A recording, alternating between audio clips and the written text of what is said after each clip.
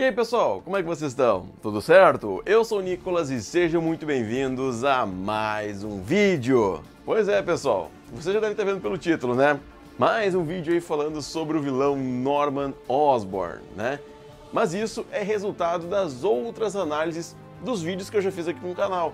E se você não viu ainda, eu convido para você assistir. O link vai estar aqui embaixo na descrição e eu tenho certeza que você aí vai gostar bastante, cara. Mas, seguinte pessoal, vocês lembram daquela substância que o Norman tomou um pouco antes de entrar naquela câmera de transformação para ser o Duende Verde? Será que aquilo realmente existe? Será que não é algo criado apenas pro filme? Então pessoal, eu realmente fui atrás de tudo isso, pesquisei e eu confesso para vocês, aquilo ali realmente existe e pode significar muito mais coisa do que a gente já viu.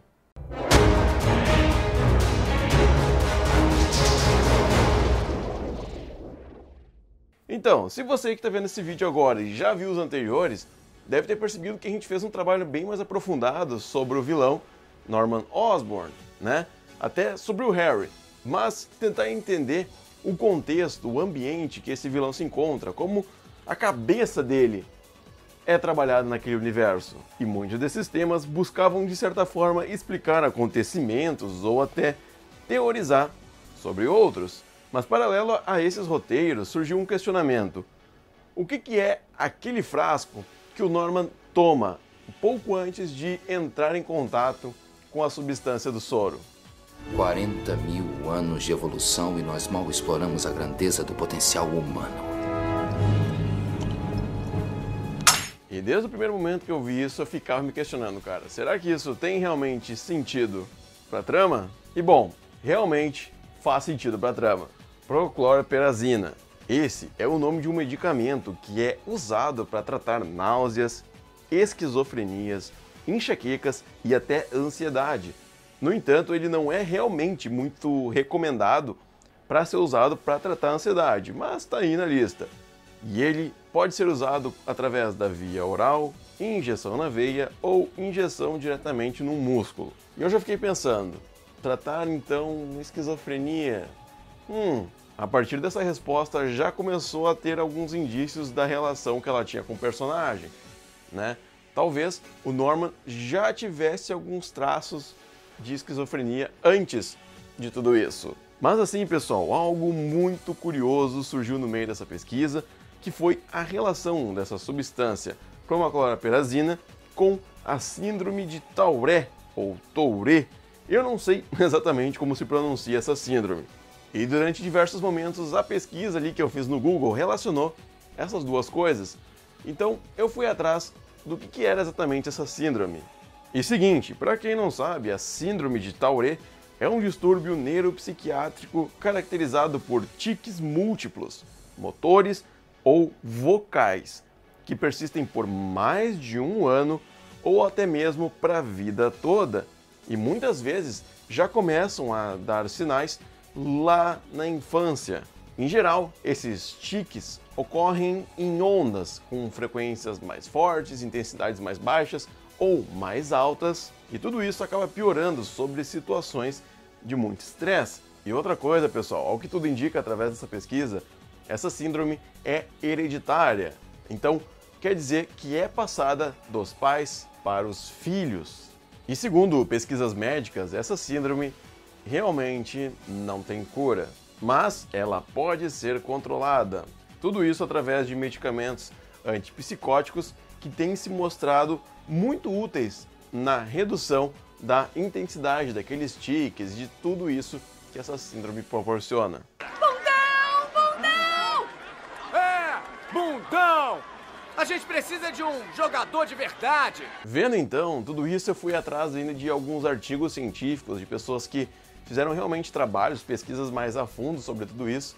E eu descobri, cara, que durante muito tempo, né, essa síndrome era tratada, né, era vista simplesmente como um jeito nervoso de ser, sabe? Um jeito irritadinho de ser com as coisas. E seguinte, para quem me segue no Twitter ou no Instagram, já acabou recebendo um pequeno spoiler do que eu ia acabar falando em determinado momento aqui do vídeo. E esse momento é agora.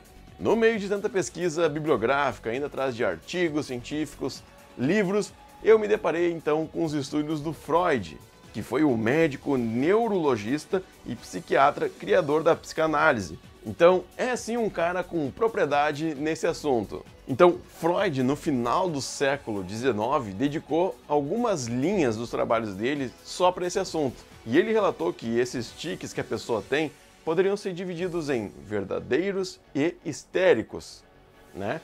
Os tiques verdadeiros seriam os de origem neurológica e os histéricos de origem psicológica, passíveis de análise e providas de simbolismo. Somado a isso, a gente tem um exemplo aí, um caso. Em 1889, através do relato do caso da senhora Emma von Ehn, Freud descreveu um quadro histérico, em que se destacavam tiques motores simples, como contração dos músculos do rosto e do pescoço, e ainda aliado aos vocais, que apresentava também uma alteração na fala. Somado a isso, Freud explicava que essas coisas que a paciente dizia eram de forma perfeitamente consciente e revelava um grau inusitado de instrução e inteligência. E isso fazia com que parecesse ainda mais estranho, que a cada 2 ou 3 minutos, ela, de maneira súbita, de repente, ficasse calada e exclamasse numa voz alterada, carregada de angústia: "Fique quieto! Não diga nada! Não me toque!" E essas interrupções acabavam chegando ao fim tão depressa quanto elas começavam, e provavelmente sem que a paciente notasse. E essa alteração e mudança repentina na fala, na voz, né, essas mudanças vocais, a gente viu nitidamente, né, na visão do próprio Peter Parker, ao final do Homem-Aranha de 2002. O duende matou, eu não tive nada a ver com aquilo. Não deixe que ele me possua de novo. Eu imploro, proteja-me. Vá com Deus, Homem-Aranha. Pois é, cara, tá começando a ficar cabreiro esses estudos aí, cara. Mas e aí? Qual que é a conclusão de tudo isso? Bom, é a seguinte, que essa síndrome de Tourette é uma desordem psicológica que causa tiques motores e vocais de maneira significativa. E isso acaba causando diversos prejuízos para a pessoa, né, tanto socioculturais ou educacionais. E somado a tudo isso, pessoal, dá pra gente quase que confirmar que o Norman tinha essa síndrome e que acabou sendo talvez somada a um caso de esquizofrenia, né, que ele tinha antes do soro. E é claro que por causa daquele trabalho todo do soro, tudo isso ficou muito mais intensificado. A loucura dele ocorria mais vezes e ele não tinha basicamente controle sobre a maioria dos atos, né? Ele simplesmente era motivado por uma voz na cabeça dele e agora ele tinha força para fazer tudo isso e inteligência para conseguir administrar esses dois personagens, essas duas personalidades que ele tinha. Sabe o... Agora, comenta aqui embaixo o que você acha dessa teoria que eu fiz, né, dessa pesquisa toda para explicar alguns acontecimentos aí da trilogia. Será que faz sentido? Será que realmente o Norman teria a síndrome de Tourette? Lembrando, pessoal, as minhas redes sociais estão aqui embaixo na descrição. Se você quiser mandar uma notícia, uma teoria, ou simplesmente marcar que está assistindo esse vídeo ou algum outro vídeo aqui do canal, enfim, eu vou gostar muito de ter essa interação com vocês também lá no Instagram.